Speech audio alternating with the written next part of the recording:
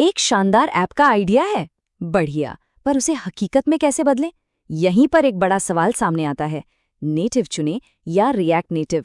चलिए आज इसी पहेली को सुलझाते हैं। तो मान लीजिए एक जबरदस्त आइडिया आया है, पर क्या फायदा अगर वो सिर्फ आईफोन या सिर्फ एंड्रॉयड यूजर्स तक ही पहुंचे। असली खेल तो तब है जब वो सबके हाथ में हो, है ना? और बस यहीं से सारी कहानी शुरू होती है। अब इस मंजिल तक पहुंचने के लिए समझिए कि दो रास्ते हैं। एक है एकदम सीधा, सुपर फास्ट, लेकिन हाँ थोड़ा महंगा। और दूसरा रास्ता थोड़ा सा अलग, पर जेब के लिए काफी आसान। तो चलिए इन दोनों रास्तों पर जरा नजदीक से नजर डालते हैं। तो एक तरफ है नेटिव डेवलपमेंट, मतलब हर प्लेटफॉर्म के लिए एक खास सुरमजुअर ऐप, और दूसरी तरफ है रिएक्ट नेटिव, जहां एक ही कोड से दोनों का काम चल जाता है। मंजिल तो एक ही है, पर रास्ते वो बिल्कुल अलग हैं। नेटिव डेवलपमेंट का मतलब है परफेक्शन।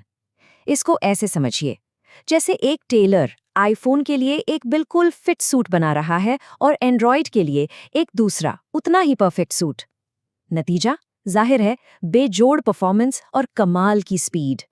और फिर आता है रिएक्ट नेटिव। यहाँ कहानी थोड़ी अलग है। यहाँ एक ही कोड बेस लिखा जाता है जो आईफोन और एंड्रॉयड दोनों पर काम करता है। ये कुछ एक मास्टर की बनाने जैसा है जो दोनों तालों को खोल दे। इसमें मेहनत भी बचती है और समय भी। तो अब जब दोनों रास्तों की पहचान हो गई है, तो क्यों ना इन्हें आमने सामने खड़ा किया जाए। परफॉर्मेंस, कीमत, रफ्तार, देखते हैं इस मुकाबले में कौन किस पर भारी पड़ता है। तो सबसे पहला और सबसे बड़ा फर्क, नेटिव में असल में दो अलग अलग ऐप्स बनाए जाते हैं, दो, जबकि रिएक्ट नेटिव में सिर्फ एक। ये एक इतना बुनियादी फर्क है ना कि आगे की हर चीज इसी से तय होती है। अब जरा सोचिए, नेटिव के लिए दो अलग अलग भाषाएं सीखनी पड़ेंगी, एक आईफोन के लिए, दूसरी एंड्रॉयड के लिए। वहीं दूसरी तरफ रिएक्ट नेटिव में सिर्फ जावास्क्रिप्ट या टाइपस्क्रिप्ट से ही दोनों का काम हो जाता है। ये एक बहुत बड़ी वजह है कि डेवलपर्स इसे इतना पसंद क्यों करते हैं। देखिए, ऐप बनाना तो बस शुरुआत है, असली काम तो उसे मेंटेन करने में है। नेटिव के साथ ऐसा है जैसे दो अलग अलग बगीचों की देखभाल करनी पड़ रही हो, मतलब डबल काम। जबकि रिएक्ट नेटिव में एक ही बगीचा है, तो कोई भी अपडेट या बग फिक्स करना कहीं ज्यादा आसान हो जाता है। अब बात करते हैं परफॉर्मेंस की। इस मामले में नेटिव एक फॉर्मूला 1 रेस कार है, मतलब रफ्तार का कोई मुकाबला ही नहीं।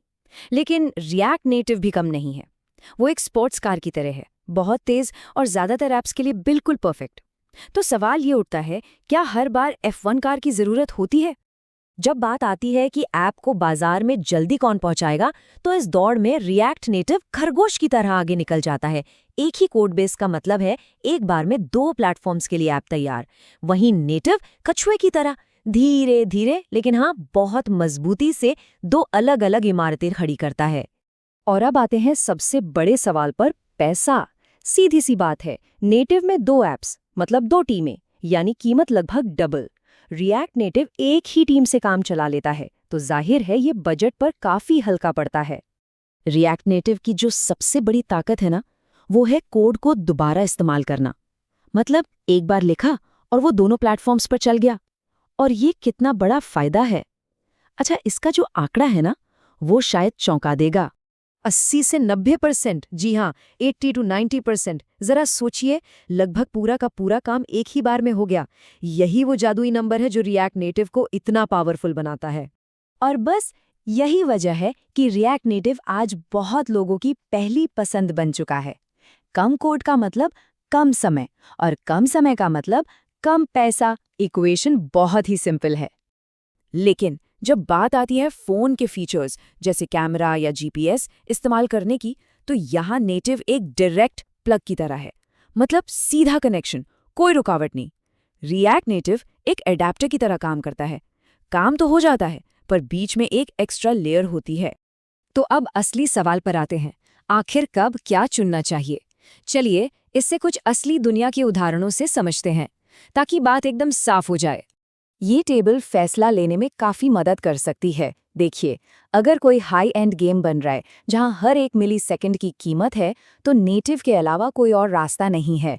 पर अगर एक social media app, e-commerce store या किसी स्टार्टअप का पहला प्रोडक्ट बनाना है, जहां जल्दी मार्केट में पहुंचना और बजट का ध्यान रखना ज्यादा जरूरी है, तो समझिए रिएक्ट नेटिव ही सबसे अच्छा दोस्त है। तो कुल मिलाकर बात ये है कि ये नेटिव वर्सेस रिएक्ट नेटिव की कोई लड़ाई नहीं है। असल में ये इस बात को समझने का खेल है कि किसी खास प्रोजेक्ट की ज़रूरतें क्या हैं। और शायद यही सबसे ज़रूरी बात है। यहाँ कोई वन साइज फिट्स ऑल वाला जादुई सॉल्यूशन नहीं है। जो सही चुनाव है वो हमेशा प्रोजेक्ट की ज़रूरतों पर ही टिका होता है। तो अगली बार जब इस दौराहे पर खड़े हों तो बस ये 4 सवाल पूछने हैं। परफॉर्मेंस कितनी ज़रूरी है, बजट कितना है, टाइमलाइन क्या है और अपनी टीम क्या जानती है।